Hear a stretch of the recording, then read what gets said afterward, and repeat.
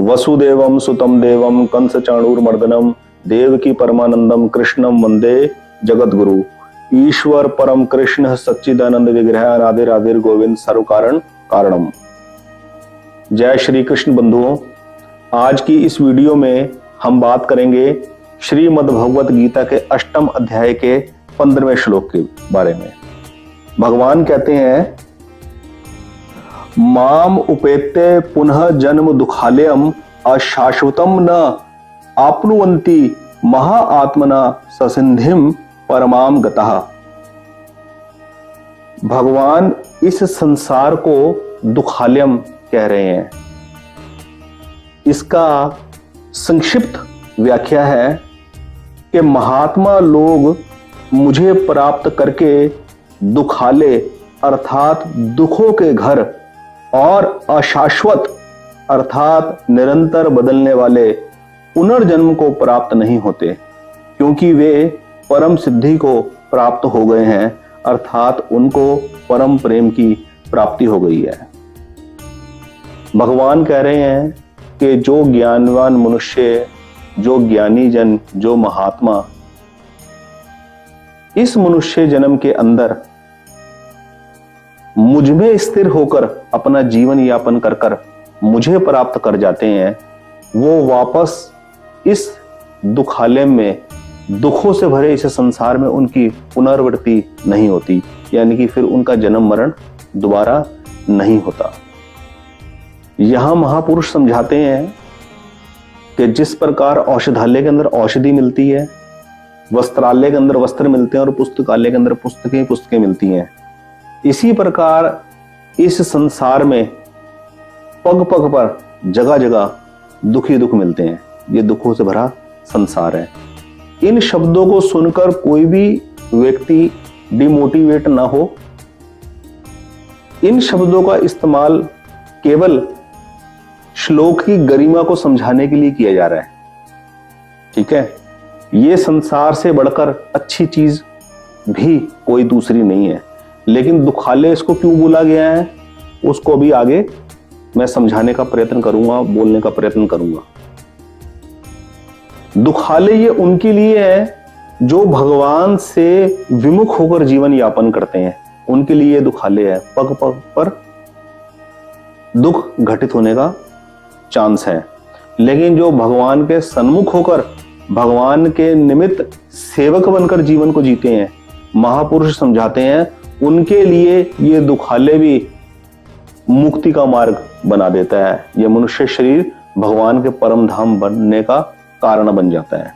इसलिए भगवान ने इसको दुखालय कहने के लिए समझाया है कि मनुष्य जीवन प्राप्त कर कर मनुष्य का लक्ष्य हर वक्त याद रहे, ध्यान रहे। इस संसार का सबसे बड़ा दुख क्या है?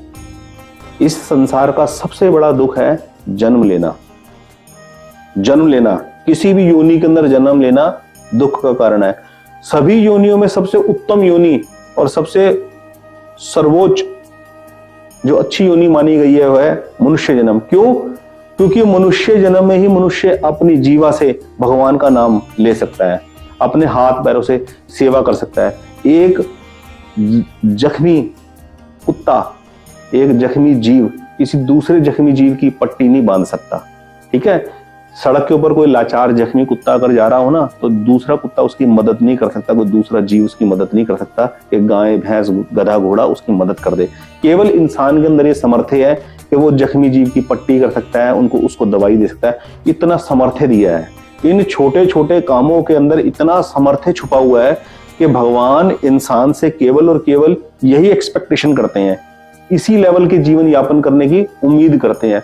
और इस प्रकार का जीवन यापन करके, इस प्रकार की जीवन शैली अपनाकर ही व्यक्ति संसार सागर से पार हो जाता है। इसको भगवान ने कहा है कि एक बार वो जब मेरे शाश्वत धाम को प्राप्त हो जाता है तो फिर उसकी इस दुख रूपी संसार के अंदर पुनर्वृत्ति नहीं होती, फिर वो जन्म मरण में दोबारा नहीं आता। ये कहने का भाव है इस श्लोक का। तो दुखालय शब्द सुनकर संसार दुखालय है, इस बात को सुनकर डिमोटिवेट होने की जरूरत नहीं है, या भाग्य प्रधान बनने की कोशिश नहीं है। ये कहने का भाव नहीं है, भाव समझाने का वास्तविकता है कि श्लोक की वास्तविकता को समझा जाए। तो भगवान कहते हैं कि जन्म लेना ही सबसे बड़ा दुख है, क्योंकि जन्म लेकर इस संसार में जो भी सुख मिलता है वो संयोग जन्य सुख होता है। कुछ पलों का सुख होता है, कुछ दिनों का, कुछ महीनों का, कुछ सालों का दुख होता है। और इस संसार के अंदर संयोग जन्य सुख की एक निश्चित सीमा होती है, क्योंकि उसके बाद उसका वियोग निश्चित है और वियोग होने पर फिर दुख होता है। इसलिए भगवान ये समझा रहे हैं कि एक बार ज्ञानी जन, महात्मा जन मेरे लोक को प्राप्त कर जाता है, मेरे शाश्वत धाम को प्राप्त कर जाता है, उस परम प्रेम की प्राप्ति कर लेता है, तो फिर वो मुड़कर दोबारा जन्म मरण के बंधनों में नहीं पड़ता। तो इस श्लोक का ये संक्षिप्त व्याख्या मैंने जो साधक संजीवनी से पढ़ी समझी वो आपको बताने का प्रयास किया। इसी प्रकार मित्रों, इस चैनल के ऊपर, हरि सर्वज्ञ के ऊपर मेरी यही कोशिश होगी श्रीमद् भगवत गीता का श्लोकों का प्रचार किया जाए और एक अच्छी जीवन शैली बनाने के लिए प्रयत्न किया जाए। सभी श्रोताओं से विनम्र प्रार्थना है कि शाकाहार को अपनाया जाए और श्रीमद् भगवत गीता की शरण लेकर सिंपल, साधारण, सहज जीवन जिया जाए और समाज में जो भी निडी पर्सन है, निडी जीव जंतु हैं, उनकी जितनी यथासंभव सहायता हो सके वो की जाए। ईश्वर की कृपा सभी पे बनी रहे, यही मंगल कामना है, यही मंगल प्रार्थना है श्री भगवान से। जय श्री कृष्ण।